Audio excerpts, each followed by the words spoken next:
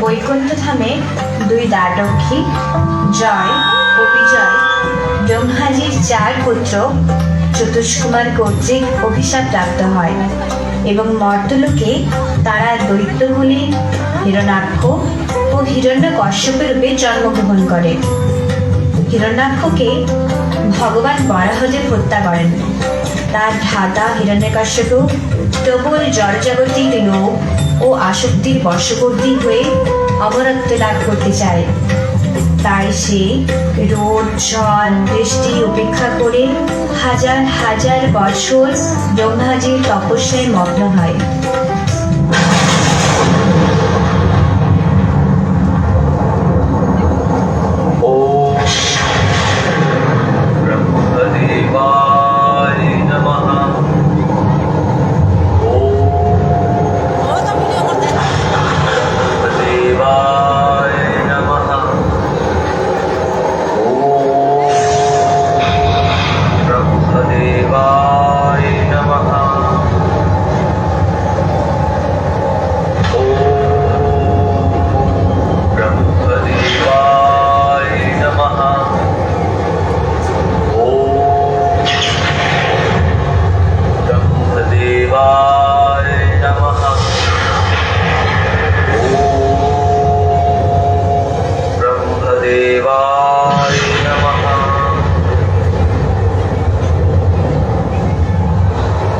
চোখ খোলো বৎস, আমি তোমার এই কঠোর তপস্যায় সন্তুষ্ট হয়েছি।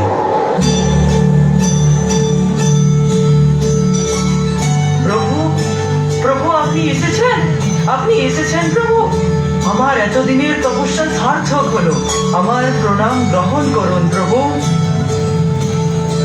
বলো বৎস, তোমার কি প্রার্থনা? আমি অমর হতে চাই প্রভু, আমাকে অমরত্বের বরদান প্রদান করুন। এ তুমি কি বলছো বৎস? এই ব্রহ্মাণ্ডে কেউ অমর নয়, এমনকি আমিও অমর নই। আমি কিভাবে তোমাকে এই বর দিতে পারি? তুমি অন্য বর চাও। ঠিক আছে, তবে তবে আমায় এমন বরদান প্রদান করুন যাতে কোনো পশু পাখি তথা আপনার সৃষ্ট ব্রহ্মাণ্ডের কোনো জীব আমাকে হত্যা না করতে পারে। কোনো অস্ত্রগৃহ যেন আমার হত্যা না হয়। দিনের বেলা রাতের বেলা, ঘরের ভেতরে ঘরের বাইরে, ভূমিতে বা আকাশে কোনো অবস্থাতে যেন আমাকে হত্যা না করা যায়। প্রভু আমায় এমন বরদান প্রদান করুন। তথাস্তু, তাই হবে।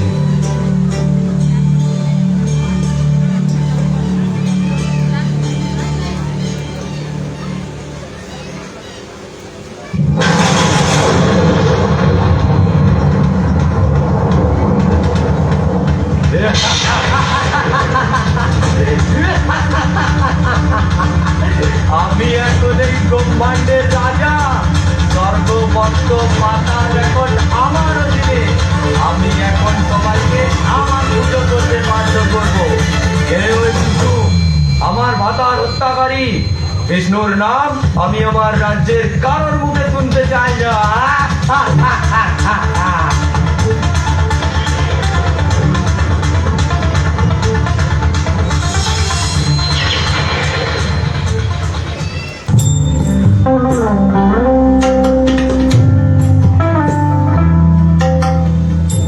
হিরণ্যকশ্যপ কুখ্যাত অসুর হওয়া সত্ত্বেও তার পুত্র প্রহ্লাদ ছিল খুব ধার্মিক।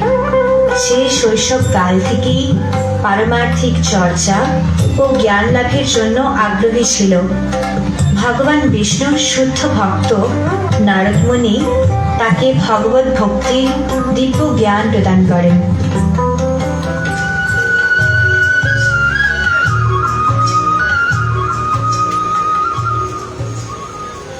ভগবানের শুদ্ধ ভক্ত নারদমুনির কাছে প্রহ্লাদ মহারাজ দিব্য জ্ঞান প্রাপ্ত হয়ে সর্বদা দিব্য নাম কীর্তন করতে থাকে।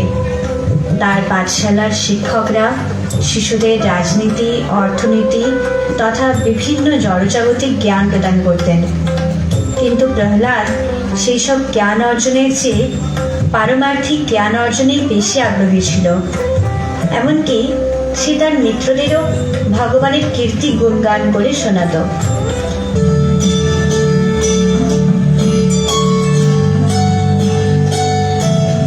আরে প্রহ্লাদ, আমার পুত্র, এসো এসো, আমার কোলে এসে বসো প্রহ্লাদ। তুমি তো আমার দৈত্যকুলের উত্তরসূরি প্রহ্লাদ। আমার মতোই তোমাকে একজন দৈত্য রাজ হয়ে উঠতে হবে। তারপর তারপর বলো, তুমি পাঠশালায় যাচ্ছ, নতুন নতুন শিখছো, তা বলো কি কি শিখলে তুমি, শোনাও আমাকে। হে পিতা, আমি জানতে পেরেছি ভগবান বিষ্ণুই হলেন এই জগতের সৃষ্টিকর্তা, আর আমরা সকলেই ভগবান বিষ্ণুর নিত্য দাস। আমাদের সকলেরই উচিত ভগবান বিষ্ণুর দিব্য নামের কীর্তন করা।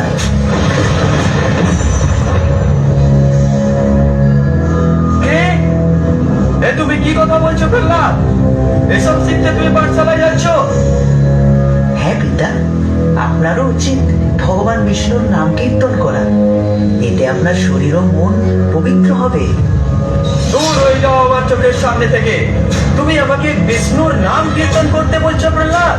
তুমি জানো ত্রিভুবনবাসী আমার নাম কীর্তন করে। ছি ছি ছি প্রহ্লাদ, এসব কি শুনছি আমি?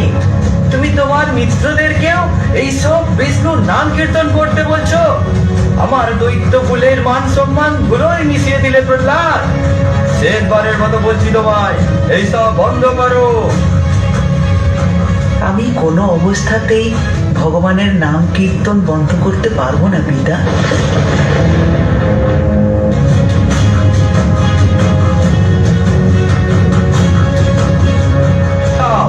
এই অকাল কুষ্মাণ্ড সন্তান যতদিন থাকবে, বিষ্ণুর নাম ততদিন প্রচার হবে। শেষ করে দাও একে। আয় আয় আয়, ধর, ধর, আয়, ধর, ধর, ধর, আয়, ধর, ধর, আয়, ধর, আয়, ধর, ধর, আয়, আয়, আয়, আয়। ধর, পিটিয়ে মেরে ফেলে এই সুলঙ্গার, পিটিয়ে মেরে ফেলে, মেরে ফেলে, মেরে ফেলে, মার, মার।